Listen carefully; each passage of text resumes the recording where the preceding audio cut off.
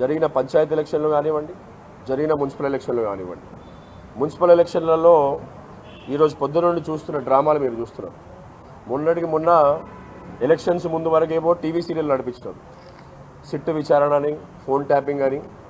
తర్వాత ఒక రాష్ట్ర ముఖ్యమంత్రి స్వయంగా పంచాయతీ ఎలక్షన్లలో, మున్సిపల్ ఎలక్షన్లలో క్యాంపెయిన్ చేయడం జరిగింది. చేసినప్పటికి కూడా అనుకున్న స్థాయి ఏంది, చాలా తక్కువగా వాళ్ళ విజయం నమోదు కావడంలో, తర్వాత వెంటనే అరాచక పాలనకి తెరతీసి ఎక్కడికక్కడ నిర్బంధనలు, పోలీసుల మధ్యలో నిర్బంధనలు, రౌడీయిజము, గుండాయిజము, నాయకుడుల వ్యవహరించకుండా ఏదో వీడి రౌడీలా వ్యవహరిస్తున్న విధానాన్ని మనం పొద్దున కూడా గమనిస్తున్నాం. ఎక్కడైతే బీఆర్ఎస్ పార్టీ కూడా స్వయంగా సొంతంగా గెలిచిన అభ్యర్థులను కూడా కిడ్నాపులు చేసే విధంగా, భయభ్రాంతులు చేసే విధంగా మీరు ఎట్లయిపోయిందంటే, మీడియా మా చేతుల్లో ఉంది, మీడియా మేనేజ్మెంట్ చేసుకున్న తర్వాత మేము పెట్టుబడితోటి చేయగలుగుతాం అనేది చూస్తున్నారు. మీరు కూడా ట్యాగ్ లైన్లు, వార్ వన్ సైడ్ అయ్యింది, ఇటువంటి ట్యాగ్ లైన్లు కూడా మీడియా నుండి కొంచెం నేర్చుకొని ముఖ్యమంత్రి గారు వాడకంలో తీసుకురావడం జరిగింది. దానికి మొన్న నేతలందరూ కూడా బ్రహ్మాండంగా బుద్ధి చెప్పడం జరిగింది.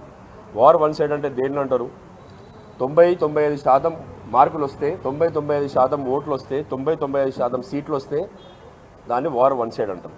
దాన్ని వదిలేసి కేవలం 42% ఓట్ షేర్కి పడిపోయిన Congress party war one side ఎట్లా అంటారో, అది ముఖ్యమంత్రి గారు ఆయన సొంతగా ప్రచారానికి దిగిన తర్వాత కూడా ఎట్లా అంటారో మీరే నేర్చుకోవాలి.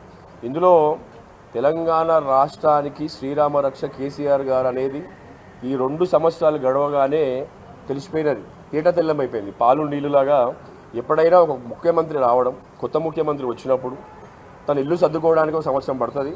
తర్వాత అడ్మినిస్ట్రేషన్ వైపు మెల్లగా పరుగులేసి తన విజన్ ఏంది 5 సంవత్సరాలకి అని ప్రజలు నమ్మకాన్ని పొందిన వ్యక్తులను చూసాం తప్ప, వచ్చిన 2 సంవత్సరాలకి చాలు బాబు ఇంక అక్కర్లేదు మీ పాలన అనే విధంగా పరిపాలించిన, ఖ్యాతిని సంపాదించిన రేవంత్ రెడ్డి గారు కూడా ఆలోచించుకోవాలి. చిన్న వయసులో 54 సంవత్సరాల వయసులో సొంత పార్టీ నీది కాంగ్రెస్ కానప్పటికీ ప్రజల ఆదరణతో ముఖ్యమంత్రి అయినా అని నువ్వు చెప్పుకున్న విధానంలో అందరూ కూడా ఆశ్చర్యపడి చూస్తారు, ఏం చేస్తాడో 54 సంవత్సరాల యువకుడిగా ముఖ్యమంత్రి అయిన వ్యక్తి అని అనుకున్నారు. కానీ మీకు వచ్చిన అవకాశాన్ని మళ్ళీ జీవితకాలంలో రేవంత్ రెడ్డి పేరు తర్వాత బూతు తప్ప ఒక గొప్ప గౌరవం ఇచ్చే విధంగా నువ్వు పరిపాలన చేయలేదు అనే విషయాన్ని మీరు ఇప్పటికైనా గమనించాలి. ఎన్నో రోజులు సాగవు మీరు చేసే ఈ అణచివేత ధోరణి అనేది, మీరు చేసే ఈ రౌడీయిజం అనేది ఎన్నో రోజులు సాగవు.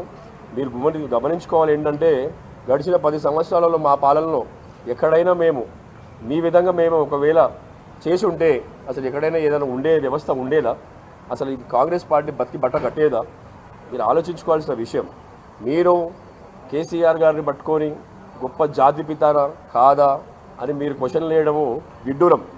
ఎందుకంటే తెలంగాణ రాష్ట్రము అనే పదాన్ని ఉచ్చరించడానికి కూడా భయపడిన స్థాయిలో ఉన్న వ్యక్తుల నుండి తెలంగాణ రాష్ట్రాన్ని మేమే ఏర్పాటు చేయగలిగినాము అని చెప్పుకునే విధంగా తయారు చేసిన వ్యక్తి కేసీఆర్ గారు. తెలంగాణలో కేసీఆర్ గారికి సంబంధించిన ఆనవాళ్ళని తూడ్చేస్తా అనే విధంగా నేను పరిపాలన ఇస్తా అంటే ప్రజల మన్ననలు పొంది ఇవ్వాలి తప్ప, మీరు ఆనవాళ్ళు తూడ్చేస్తా అని రౌడీజం చూపించడం కాదు. మీరు ఏదైనా గొప్ప విషయాలు చేసి ప్రజల మనసు గెలుచుకోవాలి.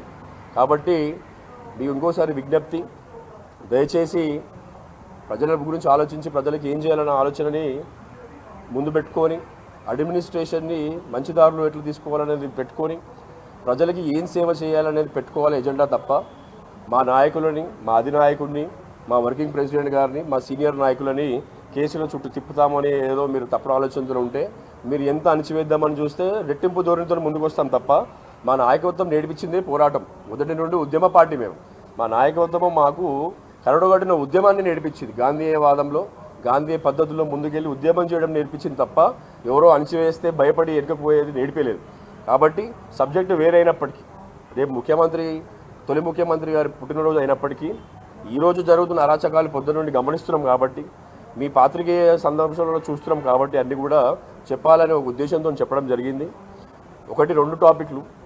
ఒకటి, మా రథసారథి, తెలంగాణ ఉద్యమ నేత, మా అధిపతి, తెలంగాణ జాతిపిత, తొలి ముఖ్యమంత్రి కేసీఆర్ గారి 72వ పుట్టినరోజు బ్రహ్మాండమైన కార్యకర్తల కోలాహలం మధ్యలో రేపు ఇక్కడ తెలంగాణ భవన్లో పొద్దున 10-10:30కి 10-10:30 ప్రాంతంలో అందరూ ఇక్కడికి వాళ్ళ జిల్లాల నుండి కానివ్వండి, సిటీలో ఉండే ఎక్కడ నుండి డివిజన్ల నుండి కానివ్వండి, తెలంగాణ భవన్కి అన్ని ప్రోగ్రాములు చేసుకొని ఇక్కడికే రావాల్సిందిగా మీ అందరికీ ఇన్వైట్ చేస్తున్నాము.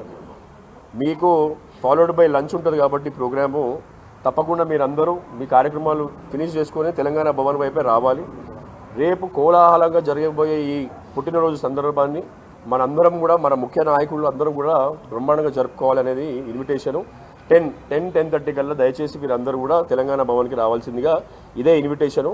నిన్న కూడా శ్రీనివాస్ యాదవ్ గారు ప్రెస్ మీట్ పెట్టి మాట్లాడడం జరిగింది, ఇన్వైట్ చేయడం జరిగింది. ముఖ్య అతిథులుగా కేటీఆర్ గారు, హరీష్ రావు కూడా రావడం జరుగుతుంది కాబట్టి 10 o'clock కల్లా మీరు అందరూ ఇక్కడ ఉండాలనేది మీ అందరికీ ఇన్వైట్ చేస్తున్నాము. Thank you. జై తెలంగాణ.